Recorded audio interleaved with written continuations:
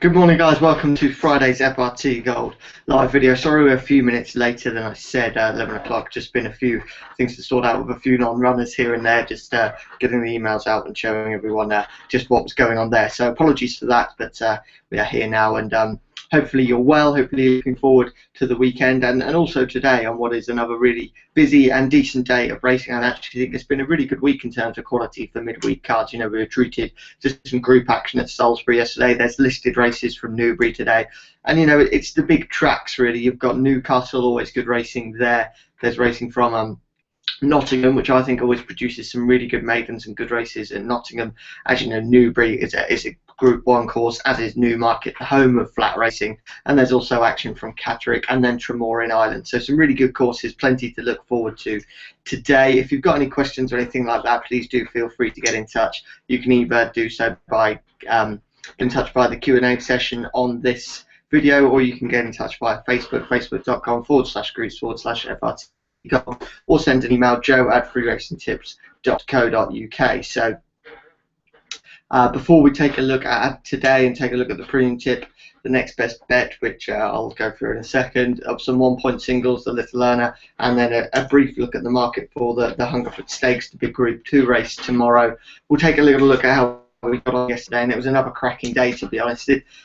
It didn't get off to the best of starts with a 1-point single that was backed all the way into, I think it was even money, not really producing in the premium tip. Really disappointing. I thought then it might have been one of those days, but that wasn't the case. We had a 8-to-1 Little Earner winner, which at 1 point each way returned 9.6 points just in pure profit. That's not including the stake back. So the day was going to be in profit regardless then. And then on top of that, there was 8 points profit on a 4-to-1 next best bet winner, and 3 points profit on a 3-to-1 1-point single. So the day ended around 16.6 points in profit, which is absolutely superb. A really good day, and it just shows you that it's not all on the premium tip. The premium tip is the best bet of the day, but it doesn't always have to win for us to have a really good day, and that was the case yesterday. It's been an excellent week with just one poor day Wednesday, but other than that, Sunday, Monday, Tuesday, Thursday, all been absolute crackers.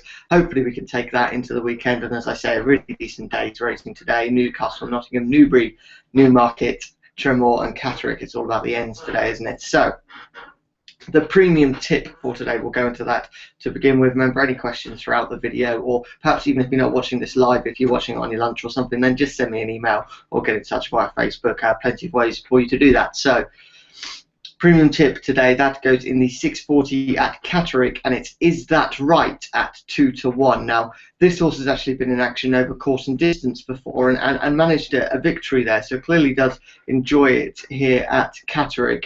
Was second at Chester last time out in any sort of Chester form, although sometimes written up. I think if a horse runs well at Chester, it does show that they're clearly quite decent because it is such a tough track.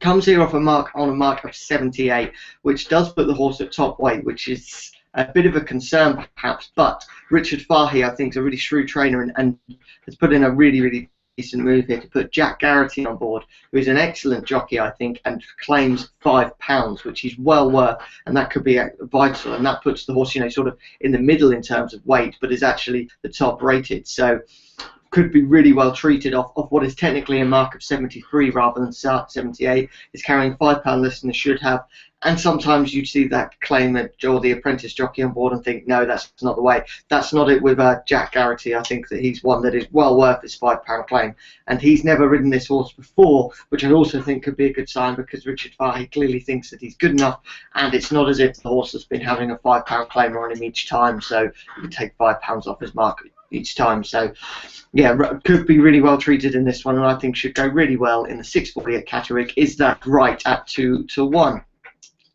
The next best bet for today, that was going in the 710 at Catterick, but in the last sort of 10 minutes or so, the horse was actually declared a non-runner, and there's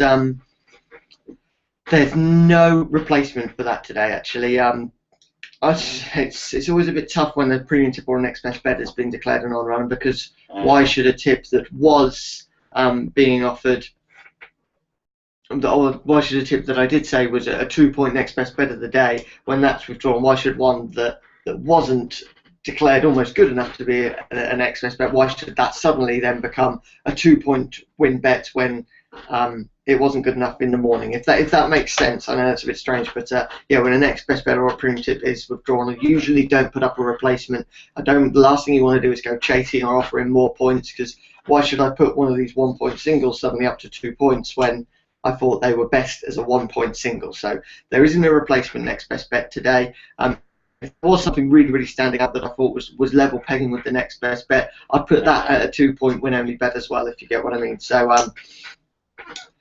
yeah, no replacement next best bet for today, but we do still have a premium tip, a little earner, and 2 1-point win only singles. So still plenty of us for us to get stuck into, and that little earner hopefully building on yesterday's winner, going in the 2:30 at Newcastle, and it's Escape to Glory at 9-1. Now this is also a replacement from the morning. It's a little bit different with a little earner because it's a bit of a long shot, and you can have a couple of horses shortlisted, and then you can put up a replacement. I mean, you're not going to give out loads of little earners, but that little earner was declared a non-runner at around about 10 o'clock this morning. It wasn't late at all.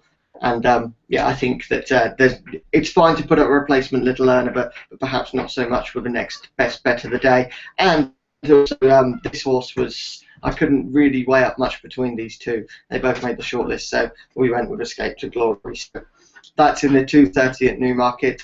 And this horse is actually in good form after a win at Ayr and then a second at Thirsk last time out. Won't mind a bit of giving the ground, a bit of cutting the ground, a bit soft today. Has Paul Mulrennan booked on board, and he's actually in fantastic form at the moment, and he's the sort of jockey that you want in these races, especially at races such as Newcastle. I mean, you know, the big jockeys are going to be heading to Nottingham and Newbury and then Newmarket a little later on. So, you know, you do have plenty of apprentices or plenty of jockeys with not too much experience at Newcastle. I think Paul Mulrennan, rather than going and having some fairly, or you know, 1 or 2 average rides at the big tracks, I think he's often quite smart, and his agent's quite clever, and sort of sends him to Newcastle with 5 or 6 rides, and most of them have really good chances, and his experience could be vital in that one. So the little earner in the 2:30 at Newcastle, Escape to Glory at 9-1. Right, a couple of 1-point win only singles for you today in the 3 o'clock at I believe that's not completely where it was. It's 3 o'clock at Newcastle. It's summer times, currently at around about 7-2, and then in the 2:50 at Newbury, it's Azure, and that's currently around about the 3-1 mark. So there are your 2 1-point win only singles for today, and those are today's tips. So we've got the premium tip. Remember, the next best bet, a non-runner, no replacement, but still plenty to bet on the little earner and the 2 1-point win only singles. Any questions about any of those, please do feel free to get in touch. You all know how to do that by now. So we have the Hungerford Stakes, as I said, the big race coming from Newbury tomorrow. And in terms of a wide open betting heat, this is certainly it. You've got Gregorian, who's likely to be a favourite, currently around about the 7-2.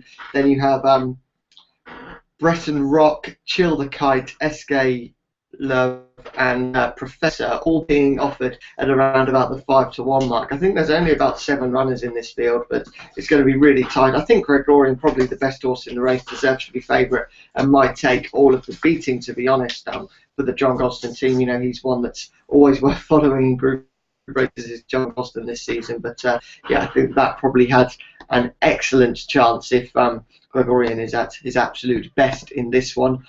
Also tomorrow you have the Group 3 Geoffrey Freer Stakes. That's from Newbury as well, and you've got the likes of Heather's Moon, who was a Goodwood winner at 5-1, Red Cadeau 5-1, Seal of Approval somewhat, and Willing Foe all at 7-1. So it looks like being a couple of group races that are going to be wide open. It'll be interesting to see those markets develop over the next 24 hours or so before we do tomorrow's video. And you never know, the likes of Gregorian and Heather's Moon, I would say those two probably at the front of the market. They might come in for a bit more support as the day and the morning tomorrow goes on, but we'll see. We'll really look in depth at those tomorrow, and every chance that a couple of them will be tipped, but wouldn't be touching that from an anti-post Actually, from an anti-post point of view, I probably would. I'd probably like the look of Pebbles Moon and Gregorian for a couple of boring choices because I can see them both going off a little bit shorter. But of course, there's doubts about the ground. It's going to be fairly testing, and we'll see that, and we'll really look at them tomorrow. Also, tomorrow is the big, the Great St Wilfrid handicap from Ripon, and they bet 10 to 1 the field at the moment.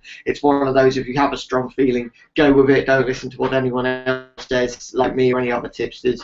If you've got a strong feeling, you're just as well going with it as perhaps you might be just sticking a pin in. Probably not so much in flat racing as it is for the Grand National in terms of, like, you could probably work out a few things, but 10 to 1 the field, and that's going to be a really tough one. But one we'll certainly look at tomorrow and see if it does jump out. And sometimes, I don't know, sometimes that market cannot be, or sometimes those market moves can't be worth following. I'm just thinking of a few handicaps come by where horses have gone off really short, and some people do just follow the money, and then you do get horses at really interesting lay prices in these big handicaps. But yeah, we'll look at that tomorrow. Tomorrow's video will probably be around about 10:30 a.m. always a little bit earlier on a Saturday to get it out there, as it's the busiest time for betting, and we like to get the tips out a little bit earlier to try and get that value. But yeah, that's just about it for today's video. Thank you very much for watching. As always, you can feel free to get in touch throughout the day. But yeah, thanks for watching today, and I'll speak to you all a little bit later on. Let's have another really good day of bookie bashing to continue. Thanks, and bye-bye.